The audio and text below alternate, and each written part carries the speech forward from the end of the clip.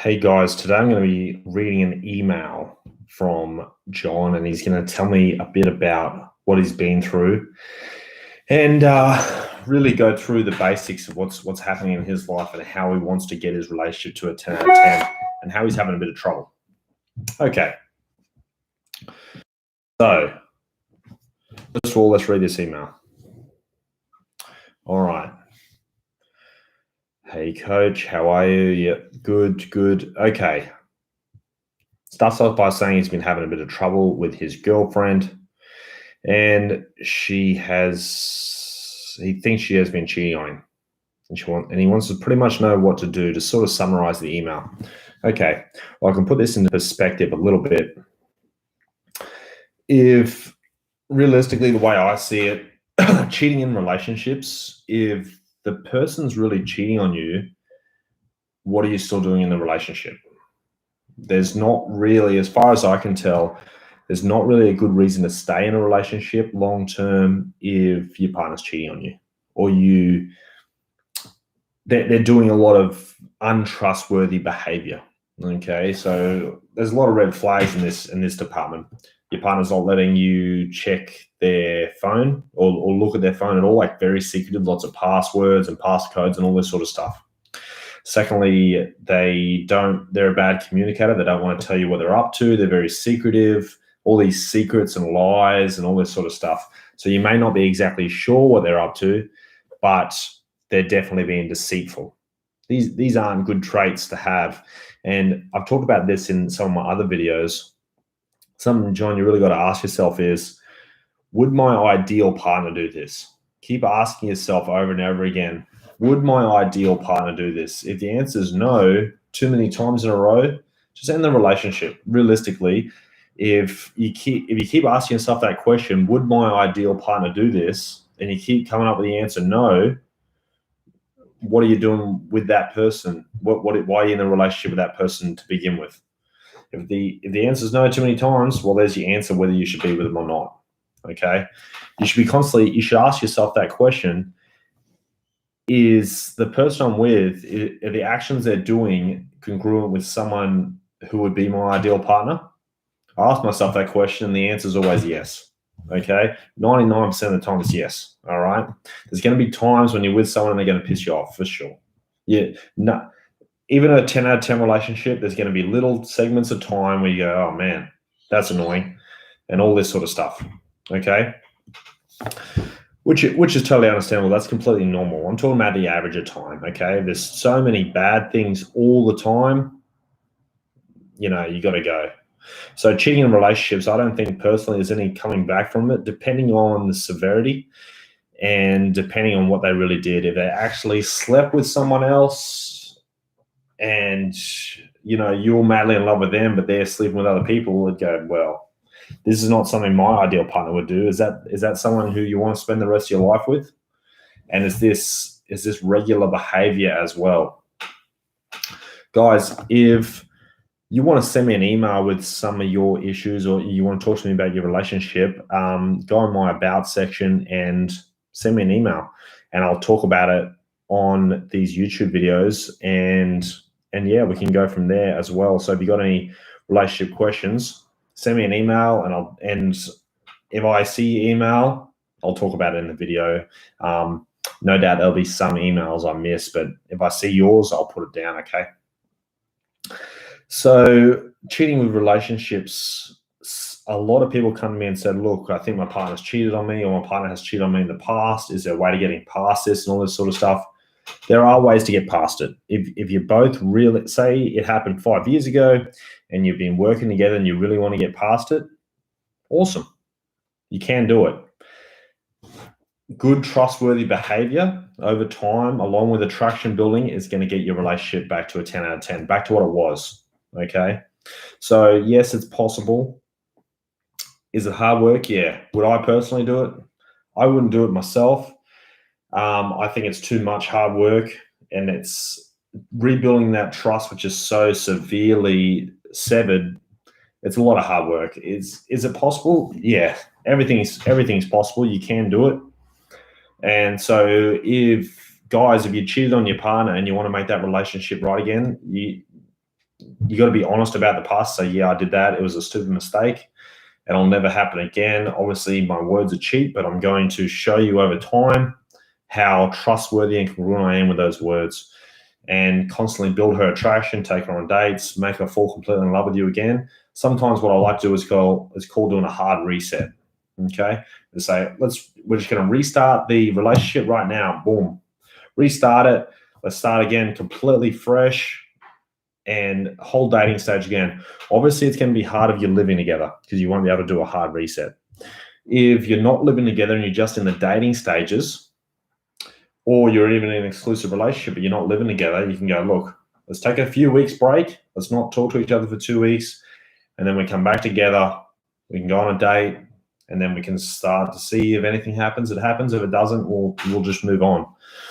So think about that as well. The hard reset's always a good option. If you live together, it's a lot harder. You pretty much just have to try your best to build up that trust again and be 100% honest and high integrity and all this sort of stuff. Guys, quick tip.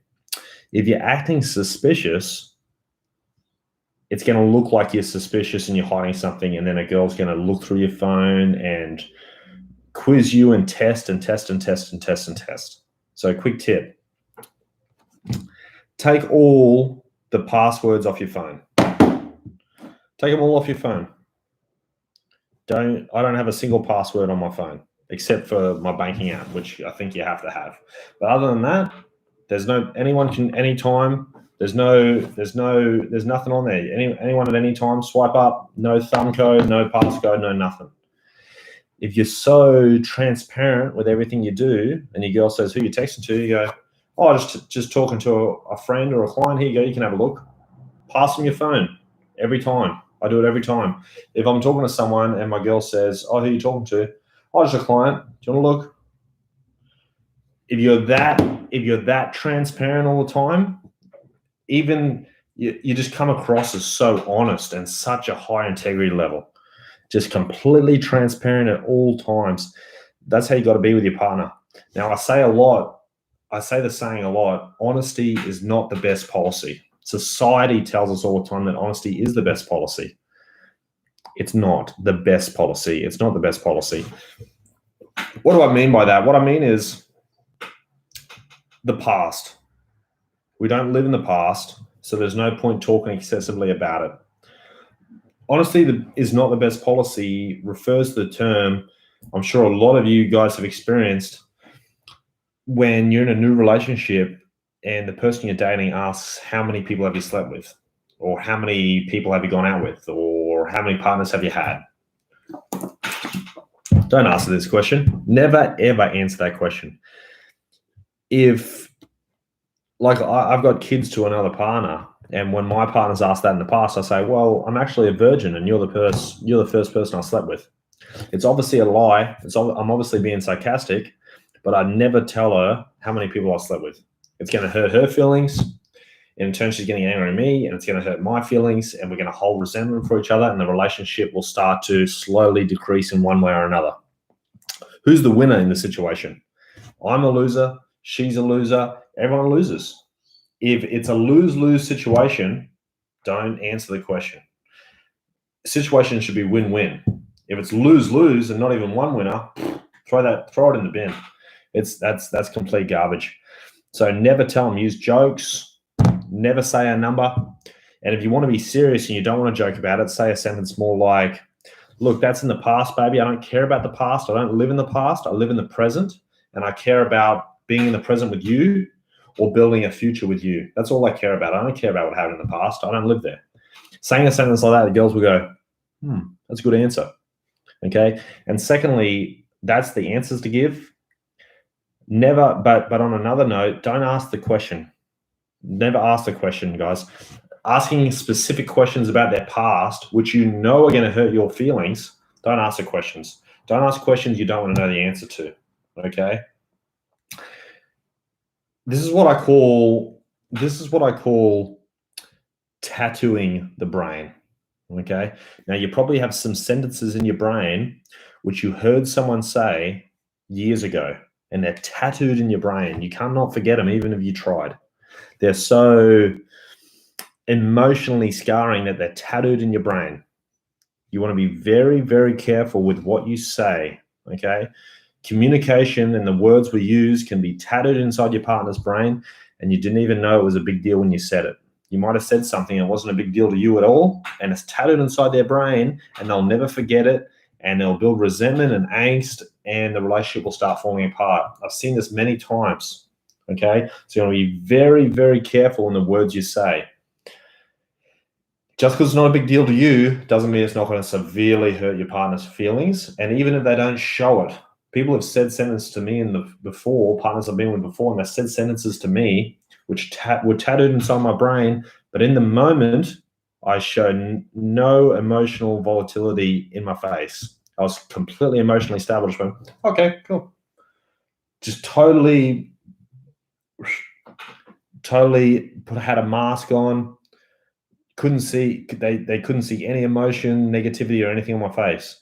But in my mind, it was tattooed in my mind. Resentment started to grow and angst, and followed with the downfall of that relationship. So you got to be very careful with communication as well. Sort of went a bit off topic here from John's email about cheating, but it's all sort of tied together, I guess, in the field of relationships. So be careful what you say. And obviously, ask yourself the question. Ask yourself the question all the time, is this something my ideal partner would do? If it's not something your ideal partner would do, you have your answer. Okay, so really think about that. Is that something my ideal partner would do?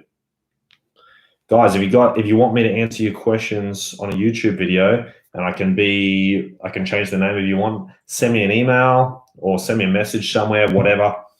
And yeah, go where the winners go. Okay, guys, 110%.